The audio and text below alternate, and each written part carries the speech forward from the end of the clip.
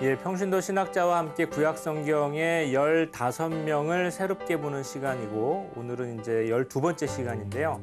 오늘은 15강 강의 중에서 제일 특색 있는 시간이 될 것 같습니다. 왜냐? 구약 성경에 안 나오는 사람이에요. 신약 성경에도 안 나오는 사람이에요. 그래서 사실은 성경에 나오지 않는 사람인데 누구냐? 바로 우가릿의 지식인이자 정치인이라고 할 수 있는 일리말쿠라는 인물을 소개시켜 드리려고 합니다.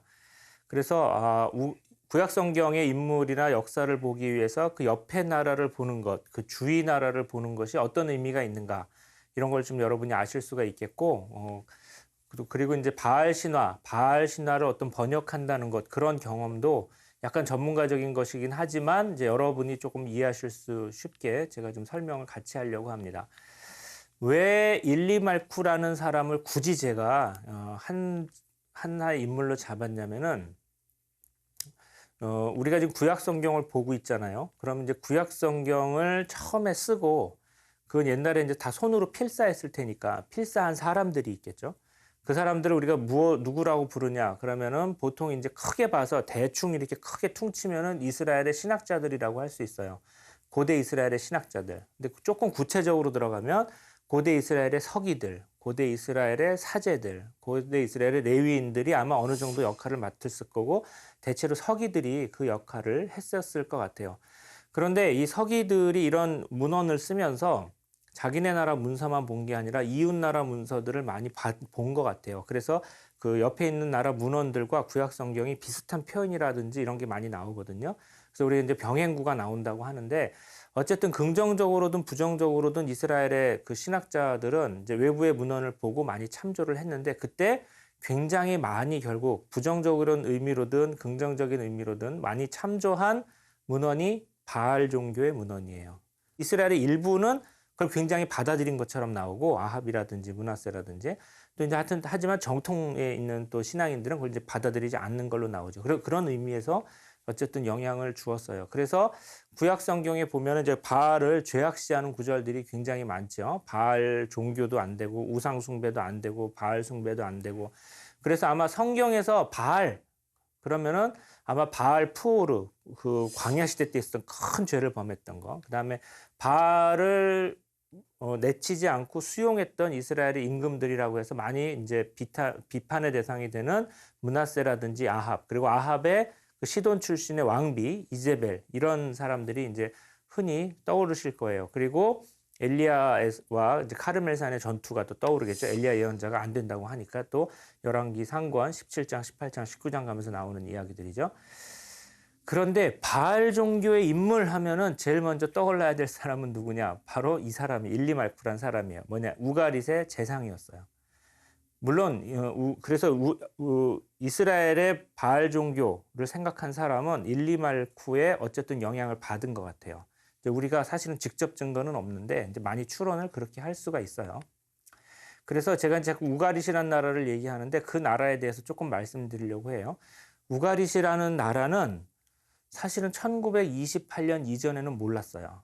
고고학적으로 발굴이 된 나라예요. 그런데 이 발굴 과정이 여러분이 흔히 뭐 이렇게 막 고고학 영화나 인디아나 존스 보면 나오는 장면들 있죠? 그게 실제로 일어났어요. 뭐냐? 1928년에 시리아의 라스샴나라는 도시 근처에서 농부가 평범하게 밭을 갈고 있었어요. 밭을 갈고 있는데 자기네 밭에 큰 돌이 있는 거예요. 그걸 치워야 되겠다라고 생각을 해서 그 돌을 치웠는데 그 돌은 지하 무덤의 뚜껑이었어요. 그러니까 그게 딱 열리는 순간 갑자기 수천 년간 밀봉돼 있던 지하 무덤에 햇볕이 딱 꽂히고 영화처럼 지금 실제로 일어난 거예요. 그래서 여기가 바로 우가릿이라는 걸 알게 됐는데 또 영화를 보게 되면 대체로 그럴 때 빨리 막 고고학 탐사팀이 이루어지고 그 다음 해에 막 큰 캠페인이 일어나서 막 고고학이 일어나게 되고 그리고 나오는 언어가 나오자마자 막 그 자리에서 고고학자들이 읽잖아요. 막 해독하고. 근데 우가릿은 그렇게 됐어요. 그 다음에 거의 다 해독이 됐어요. 왜냐하면은 이 언어가 쐐기문자, 아카더 쐐기문자를 살짝 변형한 것인데 문법은 히브리어하고 너무 가까워요. 그래서 그 두 가지 언어를 아는 사람들은 금방 해독을 할 수가 있었어요. 물론 그 당시 해독은 지금 기준으로 보게 되면은 별로 이렇게 좀 고칠 것도 많고 손댈 것도 많지만 그래도 그 당시 이게 어떤 문헌이구나라는 걸 금방 알 수가 있었어요. 그래서 이게 정말 히브리어하고도 굉장히 가깝고 바알 이름도 참 많이 나오고 그래서 이게 대단한 발굴이구나 해서 학계에 큰 영향을 주었어요. 그래서 사실은 이제 구약 성경을 제대로 공부하시는 분이면 우가릿을 안 할 수가 없죠. 우가릿어 한국어 문법과 사전은 이미 나와 있어요. 누가 만들었냐? 제가 만들었어요. 근데 잘 공부를 안 하셔서 아무도 잘 모르시는데 하여튼 제가 사전하고 문법을 만들어내서 공부를 가끔 하고 있습니다. 학생들하고. 그럼 우가릿이라는 나라가 이제 이런 나라고 그 문헌이 이제 히브리어하고도 굉장히 가깝고 큰 영향이 있는 건 알겠는데 이 나라가 그럼 어떤 나라입니까? 라고 물어볼 수가 있죠. 이걸 알기 위해선 기원전 12세기의 파괴와 단절을 알아야 돼요. 고대 근동 세계는 그동안 3,000년 동안 나라가 기원전 35세기부터 계속해가지고 뭐 수메르, 아카드, 아시리아 아니면 이집트 뭐 이래서 히타이트에서 큰 제국과 나라들이 이제 막 서로 영향을 주고받고 했는데 기원전 12세기에 이 시리아 필리스티아 지방이 한번 폭삭 망해요. 어떻게 망하느냐? 크게 여러 가지 사건인데 우선은 이집트 신왕국하고 히타이트 제국하고 크게 한번 국제전으로 붙어요. 세계 최초의 세계대전 이렇게 부르는데 카데슈 대전이에요. 기원전 1274년 13세기 정도에 크게 붙고 나서 그 다음에 여기 체제가 약간 이제 무너져 내렸는데 이때 바다민족이라고 하는 수수께끼의 민족, 시피플이라고 하는 사람들이 들어와서 이 시리아 필리스티아 지방의 나라들을 대대적으로 파괴해요. 그래서 사실은 12세기를 전후로 해서 문명이 좀 단절되는 면이 있어요. 기원전 12세기의 시리아 필리스티아 지방은 빽빽하게 굉장히 도시국가들이 번성하고 있었고 그 사람들끼리 서로 주고받은 문서라든지 이런 것들이 다 있어요. 하지만 기원전 12세기 이후에는 이 문명이 단절된 것 같아요. 그러면 기원전 12세기의 단절 이후에 여기에 새로 들어온 민족이 누구냐? 위에서부터 북쪽에서부터 따지면 페니키아인들, 아람인들, 그리고 맨 남쪽에 필리스티아인들, 그리고 그 사이에 이스라엘인들이 있어요. 이 사람들은 다 성경에 나와요. 그래서 구약 성경은 기원전 12세기의 파괴와 단절 이후에 만든 세상에서 이스라엘에서 나온 문헌이 되어서 그 이전 세계를 잘 몰라요. 잘 안 나와요. 그 이전에 히타이트 대제국이라든지 이런 걸 잘 몰라요. 그래서 조심스럽게 개인적으로 추측을 한다면 기원전 12세기 이후에 나온 이스라엘의 그러니까 다윗과 사울이라든지 뭐 이런 시대가 대체로 11세기, 10세기, 9세기 이렇게 되거든요. 그 사람들이 과연 12세기 이전에 그때 이 동네에서 어떤 나라가 있었나 이런 것을 고대 이스라엘의 신학자들보다 우리가 더 많이 알 수도 있어요. 현대인들이. 아니면 중세의 어떤 사람보다도 많이 알 수 있어요. 그리고 약간 참고로 말씀드리면 이게 현대학문의 특징 같은데 현대학문은 고고학도 그렇고 역사학도 그렇고 과거에 실제 그 시대에 살았던 사람이나 중세 사람들보다 훨씬 정보를 많이 알고 있어요. 하지만 그 의미는 잘 몰라요. 그러니까 그게 언제 무슨 일이 일어났고 하는 종합적인 정보 같은 거는 잘 정리돼 있고 그 시대 사람들보다 더 많이 알고 있지만 그럼 그 책의 내용은 무엇이고 그건 우리 삶에 어떤 의미가 있습니까? 이런 거 얘기하는 거는 여전히 그 책보다는 모르는 것 같아요. 하여튼 그런 특징이 있고요. 그래서 이제 우가릿과 이스라엘을 좀 비교해 보자면 기원전 12세기에 큰 단절이 있으면 그 단절 이전에 번성했던 나라 우가릿, 그 12세기 단절 이후에 번성한 나라 이스라엘 이렇게 알 수 있고요. 또 두 나라가 다른 건 우가릿은 번영했던 항구 도시였고 이스라엘은 번영했던 내륙 국가였어요. 이게 조금 다른 점이에요. 그리고 이제 여러분이 이 시간을 통해서 계속 이제 제가 말씀드렸지만 이스라엘은 나라를 그 이전에 세워본 적이 없거든요. 다 떠돌아다니고 이런 민족이었고 종살이하고 이랬었어요. 그러다가 기원전 12세기 이후에 대체로 한 11세기, 10세기 가서 처음으로 나라를 만들어 봤어요. 사울, 다윗, 이제 솔로몬 이렇게 가면서. 그러니까 도대체 나라라는 건 뭐냐? 나라를 어떻게 세워야 되는 거냐? 이런 거에서 주의를 많이 참조했을 것 같아요. 그리고 많이 참조한 나라가 뭐냐? 옛날에 번성했던 어떤 한 나라. 그래서 우가릿을 많이 참조했던 것 같아요. 이것도 역시 추측이지만 상당히 참조했던 것 같아요. 왜 우가릿을 그러면 다른 나라들이 많은데 거기 빽빽하게 나라들이 많은데 하필이면 왜 우가릿의 문헌을 많이 참조했을까? 우가릿이 문화 대국이었어요. 경제와 문화가 강했어요. 대신에 무력이 좀 약했어요. 그러니까 김구 선생님이 좋아하셨을 법한 나라예요. 부강하고 막 무력 이런 거보다 문화 선진국 좋아하셨잖아요. 그리고 우리도 지금 케이팝이라든지 뭐 그 봉준호의 기생충이라든지 문화가 강하잖아요. 무력이 강한 나라가 아니었어요. 그러니까 전쟁으로 막 세계를 제패하고 큰 군대를 만들어 가지고 저놈들 가서 쳐부수고 막 이렇게 하는 나라가 아니라 독자적인 문자를 쓰고 독자적인 전승을 가지고 그러면서 경제력이 강한 그런 나라가 우가리시였어요. 그래서 아마 이스라엘이 자기네 나라가 많이 참조할 법한 나라로, 이스라엘이 약간 자기네 종교적인 그런 정체성이 굉장히 강한 나라였거든요. 그래서 상당히 참조하지 않았을까. 참 그런 그 느낌이 좀 있어요. 근데 우가릿은 그러면 왜 부국강병 막 다른 나라 하듯이 군대를 세우고 막 이러지 못하고 그렇게 그 문화라든지 경제를 중심으로 번영을 했을까? 그거는 히타이트 때문이에요. 히타이트라는 큰 제국 하에 있었던 작은 소국들이었거든요. 히타이트는 봉건제를 실시했어요. 그래가지고 자기가 속한 나라들 안에 마치 중세 유럽하고 비슷하게 봉건제를 운영을 했는데 이른바 히타이트 제국의 평화, 박스 헤티티카라고 부르는데 히타이트 제국의 평화는 어떻게 이루어져 있냐면 어떤 나라는 무력을 갖고 어떤 나라는 부강하지만 무력을 싹 뺏어요. 그래야지 위에서 다스리기가 좋겠죠. 그러니까 우가릿은 경제도 좋고 항구 도시에다가 무역도 잘하고 그거는 문화도 뛰어난데 단 군대를 못 가지게 했어요. 그럼 우가리 바로 옆에 있는 아무르라는 나라 있어요. 그럼 거기는 군대를 강하게 가지게 했어요. 이렇게 되면 히타이트 쪽에서 우가릿의 돈으로 아무르의 군대를 움직여야 되니까 둘 다 서로를 견제하게 되고 자기는 위에서 이제 제국을 운영할 수가 있는 거예요. 그러니까 이제 이런 체제 하에서 우가릿이 움직였기 때문에 우가릿은 독자적인 언어가 있었고 독자적인 문자도 썼고 다 좋았는데 군대만 없었던 거죠. 그리고 아마 저는 이스라엘이 이 나라를 참조한 게 조금 독특해요. 굉장히 많이 참조했다는 게. 그래서 어쨌든 우가릿은 언제 망했냐. 기원전 12세기의 파괴와 단절 때 쫄딱 망해버렸어요. 그래서 역사에서 사라졌고 기원전 12세기에 망한 나라가 아까 말씀드렸듯이 1928년 20세기에 와서 거의 3000년을 땅속에 묻혀 있다가 지하무덤의 뚜껑이 펑 하고 열리면서 그때서야 이제 나온 거예요. 그러니까 중세라든지 고대의 그리스도교라든지 이런 사람들은 우가리시한 나라를 거의 모르고 살았죠. 우가릿이 항구 역할을 했던 나라였는데 항구가 망했죠. 그럼 그 항구 역할은 누가 해줘야 되잖아요. 그 항구 역할을 맡은 나라가 어디냐? 띠로와 시돈이에요. 이거는 구약 성경에 나오죠. 항구로. 그래서 이스라엘이 항구 역할을 했었죠.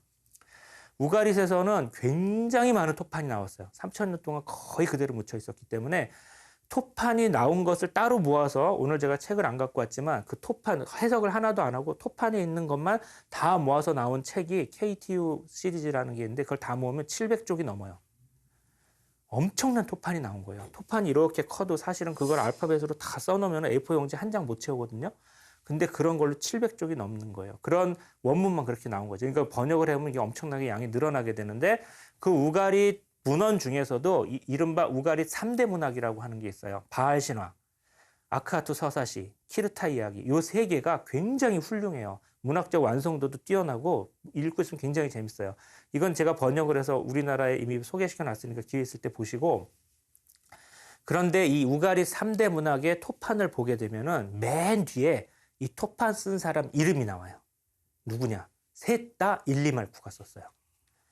그러니까 이 우가릿 요 3대 문학의 토판에 거기 나오는 표현이라든지 문헌 이런 거 보게 되면 구약 성경하고 비슷한 거 많거든요. 단어가 비슷하다든지 표현이 비슷하다든지 문맥이 비슷하다든지 많은데 그러니까 일리말쿠의 작업을 아마 우가릿 이스라엘의 신학자들이 봤을 법하다. 이렇게 우리가 추측을 할 수가 있죠. 그래서 우가릿의 작품, 하여튼 일리말쿠의 작품하고 구약 성경 히브리어는 병행하는 게 너무 많아서 후발주자 이스라엘이 굉장히 참조를 했었고 그래서 영향을 주었다. 그래서 그러면 일리말쿠가 어떤 사람이냐? 이걸 아는 게 중요하죠. 그리고 우가릿 본문을 아는 게 중요한데 오늘 이 시간은 본문 알려드리긴 어렵고 일리말쿠가 어떤 사람인지만 알려드리려고 해요. 일리말쿠 우가릿 바알 신화 6번째 토판이 전부 6개가 있는데 앞뒷면으로 하면 이제 12면이 있는 거죠.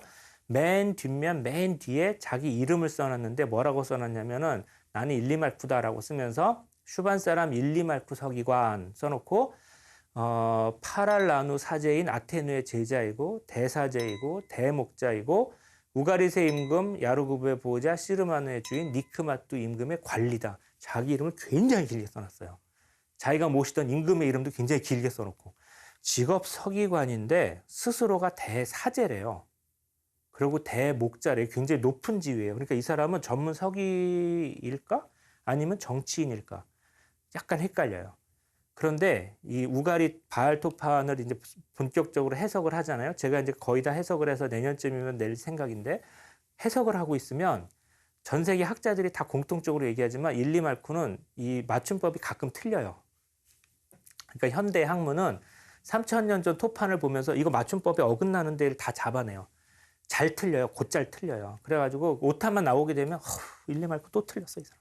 이렇게 얘기할 정도로 틀려요. 즉 전문 서기관은 아닌 것 같고 아마 정치인 같아요. 왕실이나 신전일에 굉장히 깊숙이 관여한 사람인데, 이 사람의 마지막 직위가 뭐냐면 우가리세 임금 야르구의 보호자 사르마노의 주인 니크마뚜, 즉 이 니크마뚜 임금이라는 사람의 호칭이 쭉 나와요. 니크마뚜 2세인데 우가리세 임금이었어요. 그 사람의 관리로 나와요. 그래서 이 관리라는 직업은 이게 뭘까? 그런데 약간 고위직 같아요. 비서실장이나 아니면 국무총리나 외교부 장관 정도 되는 것 같아요. 그러니까 대사제에다가 대목자에다가 임금의 제일 측근 관리 중에 하나에다가 서기니까 전문 서기는 아니고 약간 고위 관리. 그래서 경세가 뭔가 실천 참여형 지식인, 세상 일에 깊이 관여하는 지식인. 그래서 우가리 바알 신화를 제가 다 번역을 하면서 드는 느낌은 뭐냐면, 이 텍스트는 단순히 종교적인 내용을 넘어서 세상을 종합적으로 보려고 그래요. 그래서 인간, 정치, 외교, 종교 이거를 하나를 다 종합하려고 그래요. 그래서 아마 이렇게 세상을 전부 종합하면서 보는 면, 그리고 자기 독자적인 문화, 자기 독자적인 언어를 가지고 세상을 보려는 어떤 태도, 이게 이스라엘의 신학자들한테 어필하는 면이 좀 있었을 것 같아요. 왜냐하면 이스라엘도 그렇게 생각하거든요. 이스라엘의 신학자들이 종교적인 면만 보는 게 아니라 세상 모든 문제를 다 보려고 하는 거를 하거든요. 그래서 아마 어느 정도 영향을 주었는지는 직접 증거가 없어서 말은 못하겠지만 서로 상당히 통하는 면이 있었을 것이다. 그래서 서로 이제 비슷한 면을 지금까지 말씀드렸는데, 그러면 일리말쿠가 생각했던 바알 신학 내지는 우가리세 신학이 지금 이스라엘이 얘기했던 야훼 신학이나 이스라엘의 신학과 무엇이 같고 무엇이 다를까 생각해 볼 수 있죠. 공통점도 많고 병행하는 점도 많지만 크게 다른 점을 제가 이 시간에 두 가지 정도만 얘기 드리려고 그래요.